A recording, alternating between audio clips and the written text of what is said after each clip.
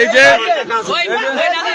যে 2 নম্বর এই যে 2 নম্বর ওয়ার্ড, এই যে ফরিদগঞ্জ পৌরসভা 1 নম্বর ওয়ার্ডের এই যে দুইজন এই যে টাকা সহ ধরা খাইছে, এই যে কালো টাকা দিয়ে ভোট কিনে, এই যে এই যে বান্ডিল আরো বান্ডিল আছে, এই যে টাকা দিয়ে ভোট কিনতে আছে। আপনারা সজাগ থাকেন।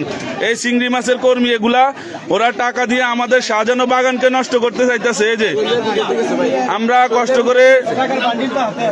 কষ্ট করেছি এতদিন, এই যে দেখেন আপনারা, আপনি কোন জায়গায় কত টাকা দিচ্ছেন আর কত লাখ টাকা লই ঢুকছেন?